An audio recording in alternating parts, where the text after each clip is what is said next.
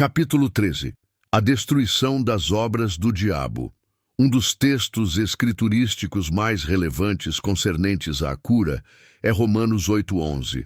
Mas, se o Espírito daquele que dos mortos ressuscitou a Jesus habita em vós, aquele que dos mortos ressuscitou a Cristo Jesus também vivificará os vossos corpos mortais, pelo seu Espírito que em vós habita. Esta passagem aborda a cura física, descrevendo a atuação do Espírito Santo ao infundir a vida divina, tornando-a efetiva em nossos corpos físicos e manifestando-se como saúde, força e vitalidade. O mesmo Espírito Santo que ressuscitou o corpo de Jesus opera presentemente em nossos corpos mortais, aperfeiçoando-os e libertando-os de enfermidades e da influência do pecado, conforme 1 João 3:8. Aquele que pratica o pecado procede do diabo, porque o diabo peca desde o princípio. Para isto o Filho de Deus se manifestou, para destruir as obras do diabo. Jesus cumpriu seu propósito ao destruir as obras do adversário. Após sua ascensão, ele enviou o Espírito Santo e concedeu-nos o privilégio de utilizar seu nome, juntamente com a sagrada revelação do Novo Testamento, capacitando-nos, enquanto seus representantes na esfera terrena, a prosseguir na destruição das obras do diabo. A prevalência do pecado, da doença e das enfermidades na igreja contemporânea é atribuída à omissão em assumir nossa posição em Cristo. Tais condições são predominantes porque não fomos adequadamente instruídos ou capacitados para executar a obra que Jesus nos incumbiu. A concessão de João 14:12-14 por Jesus implica a expectativa de seu uso. Em verdade vos digo, aquele que crê em mim, as obras que eu faço, ele também fará. E obras maiores do que estas ele fará, porque eu vou para o Pai. Sua inferência era que deveríamos realizar obras de maior magnitude do que as que ele executou, em virtude da nossa proliferação numérica. Nossa missão consiste em destruir as obras do adversário. O instrumento para tal empreendimento reside nos versículos 13 e 14. E tudo quanto pedirdes em meu nome, eu o farei, para que o Pai seja glorificado no Filho. Se pedirdes alguma coisa em meu nome, isso eu farei. O vocábulo pergunte possui o sentido de exija. Seu nome deve ser empregado na mesma acepção observada em Atos 3, onde Pedro se dirigiu ao homem coxo junto ao portão do templo, proferindo: em nome de Jesus Cristo de Nazaré, levanta-te e anda.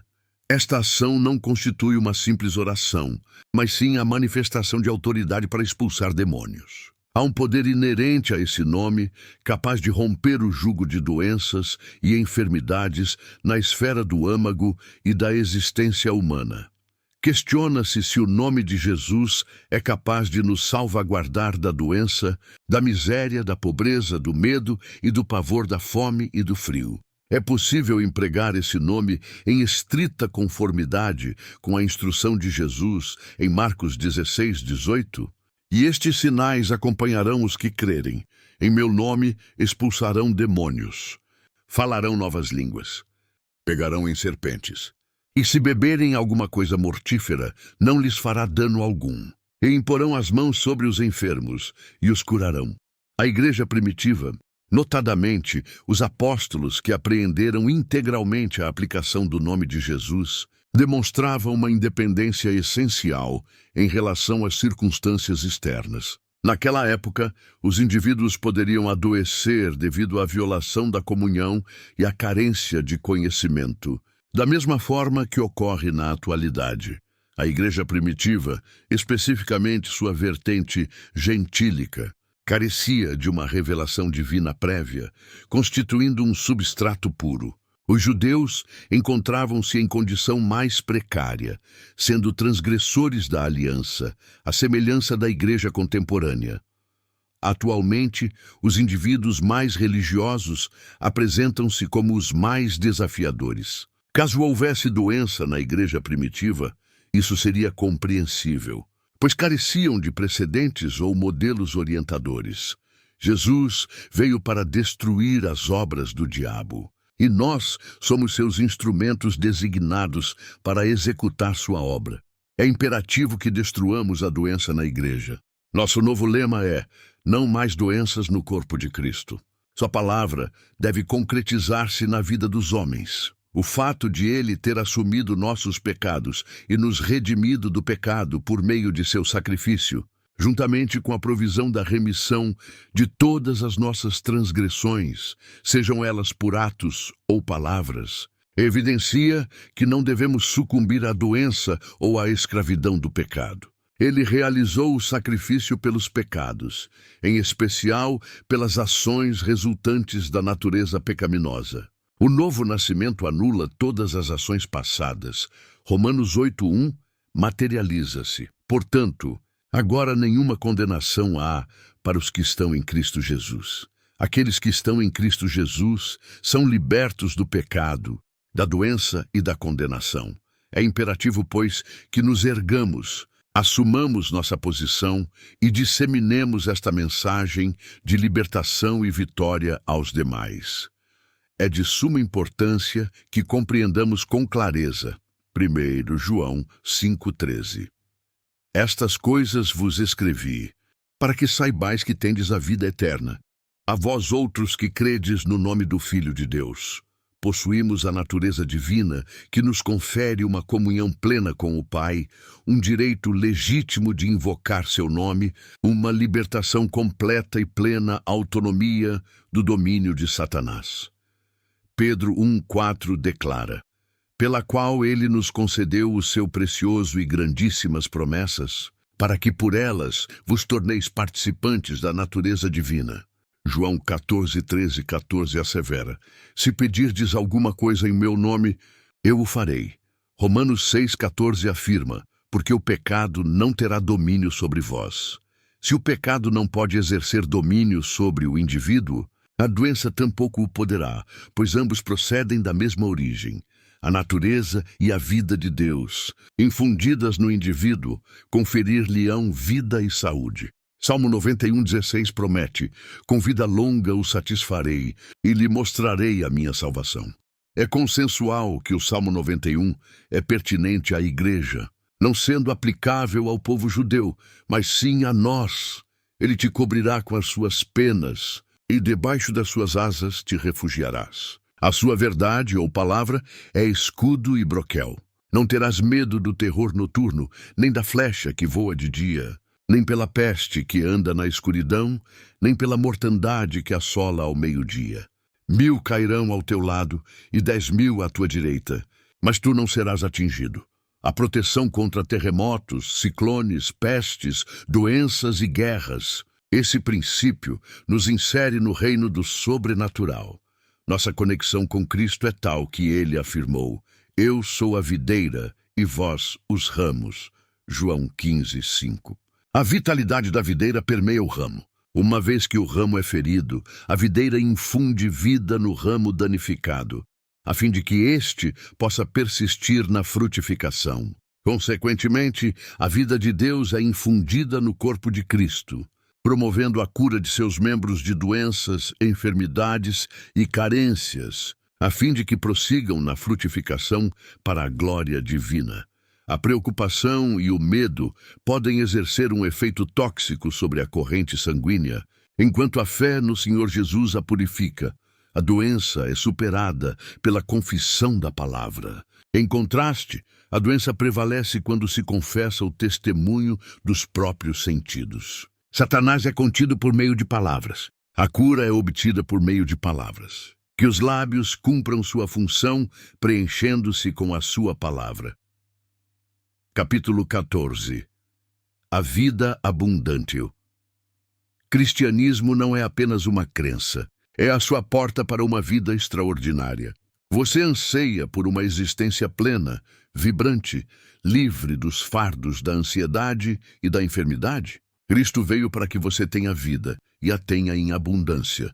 João 10:10. É essa superabundância de vida que traz consigo cura, força inesgotável e uma energia revigorante. Imagine-se livre de preocupações, medo e dúvida. O Pai deseja isso para você.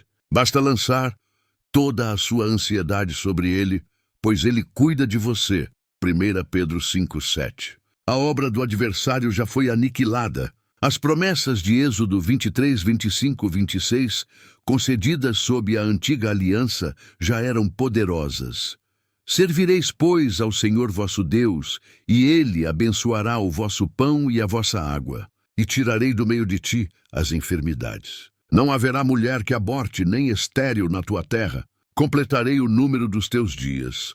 Se isso era verdade, então, imagine o que a nossa aliança, selada com o sangue de Cristo, reserva para você. Será que ela nos oferece algo ainda melhor? A resposta é um retumbante sim. Em Cristo Jesus, Deus suprirá cada uma das suas necessidades. Filipenses 4:19. Não com escassez, mas segundo as suas riquezas gloriosas. Você pode tudo. Posso todas as coisas naquele que me fortalece. Filipenses 4:13. Não é um ideal distante, mas a sua realidade hoje. Você está destinado a ser independente das circunstâncias, a triunfar em qualquer situação, pois aprendi, em qualquer estado em que me encontre, a ser independente das circunstâncias. Filipenses 4:11. Você não é apenas um sobrevivente. Você é um vencedor absoluto, um campeão perfeito em Cristo. É por isso que Paulo exclama: em todas estas coisas somos mais que vencedores. Romanos 8:37. Nada pode separá-lo do amor inabalável de Deus revelado em Cristo Jesus, nosso Senhor. Pense nisso. Aquele que não poupou seu próprio filho, mas o entregou por todos nós, como não nos dará também com ele todas as coisas? Romanos 8:32. Claro que sim. Você está no Monte da Vitória. Declare agora: não há mais doença no corpo de Cristo. Sua palavra é uma realidade viva na vida dos filhos de Deus. Estamos saindo hoje com essa verdade para destruir as obras do inimigo em corpos, mentes e espíritos, trazendo libertação a todos. Entre os muitos caminhos para a cura, a mente do Espírito nos revela a verdade fundamental em Isaías 53, 4, 6.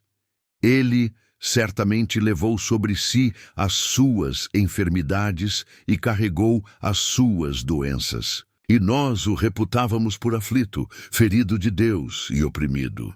Ele foi atingido e ferido pelas suas doenças. Mas ele foi ferido pelas nossas transgressões, esmagado pelas nossas iniquidades. O castigo que nos trouxe a paz caiu sobre ele, e pelas suas pisaduras fomos sarados.